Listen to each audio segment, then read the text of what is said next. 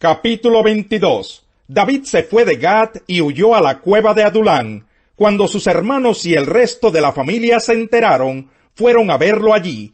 Además se le unieron muchos otros que estaban en apuros, cargados de deudas o amargados. Así David llegó a tener bajo su mando a unos 400 hombres. De allí se dirigió a Mizpa, en Moab, y le pidió al rey de ese lugar: «Deja que mis padres vengan a vivir entre ustedes hasta que yo sepa lo que Dios quiere de mí». Fue así como dejó a sus padres con el rey de Moab, y ellos se quedaron allí todo el tiempo que David permaneció en su refugio. Pero el profeta Gad le dijo a David: «No te quedes en el refugio, es mejor que regreses a la tierra de Judá». Entonces David se fue de allí y se metió en el bosque de Jared. Mientras Saúl estaba sentado a la sombra de un tamarisco que había en la colina de Gibeá, se enteró de que David y sus hombres habían sido localizados. Tenía Saúl su lanza en la mano y lo rodeaban todos sus oficiales, a quienes les dijo: «Pongan atención, hombres de Benjamín. ¿También ustedes creen que el hijo de Isaí les va a dar tierras y viñedos, y que a todos los va a nombrar jefes de 1000 y de 100 soldados? Ahora veo por qué todos ustedes conspiran contra mí. ¿Y por qué nadie me informa del pacto que mi hijo ha hecho con el hijo de Isaí? Nadie se ha tomado la molestia de avisarme que mi propio hijo instiga a uno de mis súbditos a que se subleve y me aceche, como en realidad está pasando». Doeg el edomita, que se encontraba entre los oficiales de Saúl, le dijo: «Yo vi al hijo de Isaí reunirse en Nob con Ahimelech, hijo de Ahitob.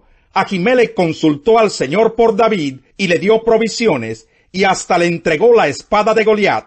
Entonces el rey mandó a llamar al sacerdote Ahimelech, hijo de Ahitob, y a todos sus parientes, que eran sacerdotes en Nob. Cuando llegaron, Saúl le dijo: «Escucha, hijo de Ahitob».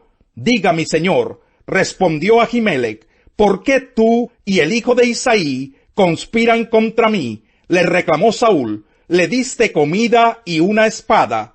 También consultaste a Dios por él para que se subleve y me aceche, como en realidad está pasando». Ahimelech le respondió al rey: «¿Quién entre todos los oficiales del rey es tan fiel como su yerno David, jefe de la Guardia Real y respetado en el palacio? ¿Es acaso esta la primera vez que consulto a Dios por él? Claro que no. No debiera el rey acusarnos ni a mí ni a mi familia, pues de este asunto su servidor no sabe absolutamente nada». «Te llegó la hora, Ahimelech», replicó el rey, «y no solo a ti, sino a toda tu familia». De inmediato el rey ordenó a los guardias que lo acompañaban: «Maten a los sacerdotes del Señor, que ellos también se han puesto de parte de David. Sabían que estaba huyendo y sin embargo no me lo dijeron». Pero los oficiales del rey no se atrevieron a levantar la mano en contra de los sacerdotes del Señor. Así que el rey le ordenó a Doeg: «Pues mátalos tú». Entonces Doeg el edomita se lanzó contra ellos y los mató.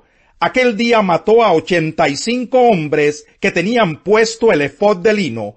Luego fue a Nob, el pueblo de los sacerdotes, y mató a filo de espada a hombres y mujeres, a niños y recién nacidos, y hasta a los bueyes, asnos y ovejas.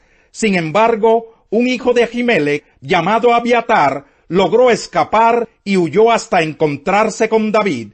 Cuando le informó que Saúl había matado a los sacerdotes del Señor, David le respondió: «Ya desde aquel día, cuando vi a Doeg en Nob, sabía yo que él le avisaría a Saúl. Yo tengo la culpa de que hayan muerto todos tus parientes, pero no tengas miedo. Quédate conmigo, que aquí estarás a salvo. Quien quiera matarte, tendrá que matarme a mí».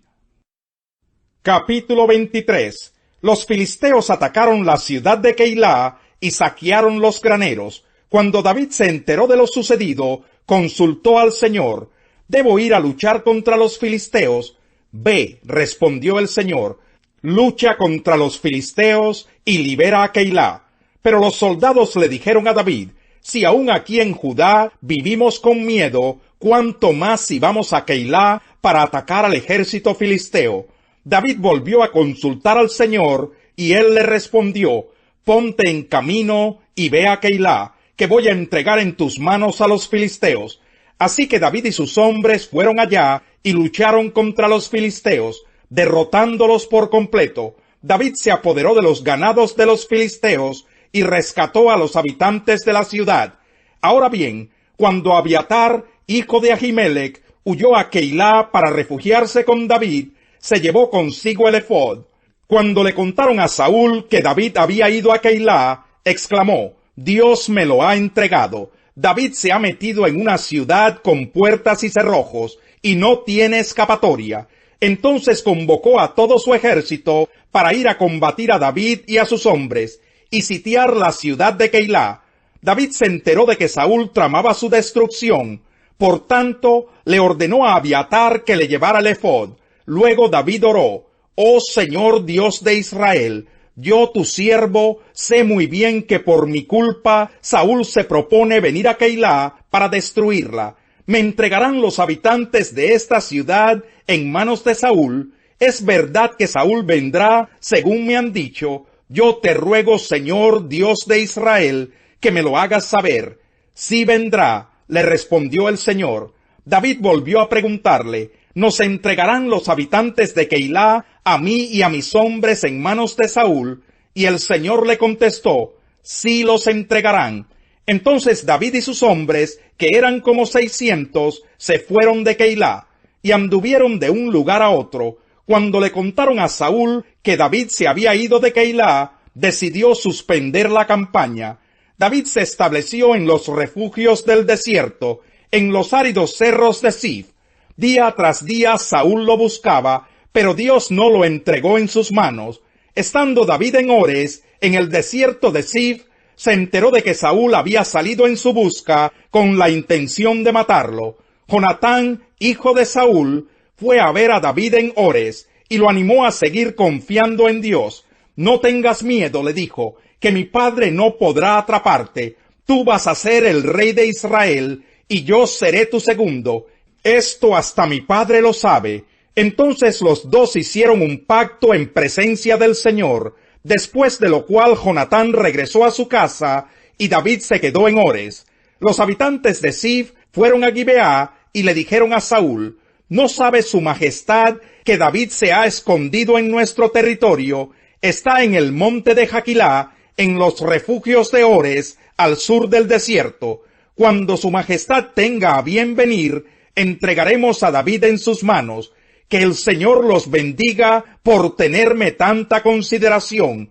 Respondió Saúl: vayan y averigüen bien por dónde anda y quién lo ha visto, pues me han dicho que es muy astuto. Infórmense bien de todos los lugares donde se esconde, y tráiganme datos precisos. Entonces yo iré con ustedes, y si es verdad que está en esa región, lo buscaré entre todos los clanes de Judá. Los de Zif se despidieron de Saúl y volvieron a su tierra. Mientras tanto, David y sus hombres se encontraban en el desierto de Maón, en el Arabá, al sur del desierto. Cuando le avisaron a David que Saúl y sus hombres venían en su búsqueda, bajó al peñasco del desierto de Maón. Al enterarse de esto, Saúl dirigió la persecución hacia ese lugar. Saúl avanzaba por un costado del monte, mientras que David y sus hombres iban por el otro, apresurándose para escapar. Pero Saúl y sus hombres lo tenían rodeado. Ya estaban a punto de atraparlo, cuando un mensajero llegó y le dijo a Saúl: apresúrese su majestad, que los filisteos están saqueando el país. Saúl dejó entonces de perseguir a David y volvió para enfrentarse con los filisteos. Por eso aquel sitio se llama Sela Hamaclecot. Luego David se fue de allí para establecerse en los refugios de Engadi. Capítulo 10. Ciertamente les aseguro que el que no entra por la puerta al redil de las ovejas, sino que trepa y se mete por otro lado, es un ladrón y un bandido. El que entra por la puerta es el pastor de las ovejas. El portero le abre la puerta y las ovejas oyen su voz. Llama por nombre a las ovejas y las saca del redil. Cuando ya ha sacado a todas las que son suyas, va delante de ellas, y las ovejas lo siguen porque reconocen su voz. Pero a un desconocido jamás lo siguen. Más bien huyen de él porque no reconocen voces extrañas.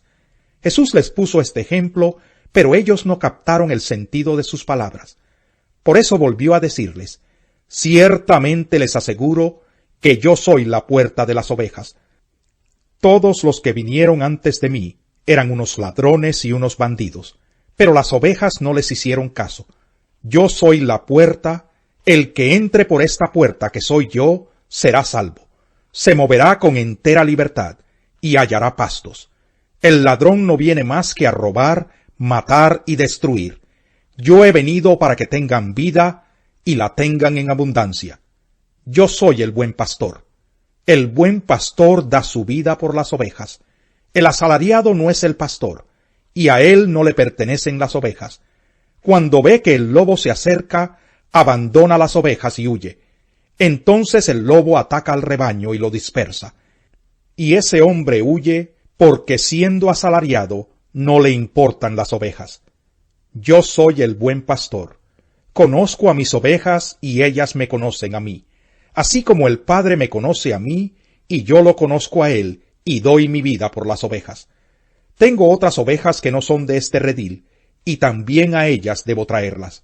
Así ellas escucharán mi voz, y habrá un solo rebaño y un solo pastor.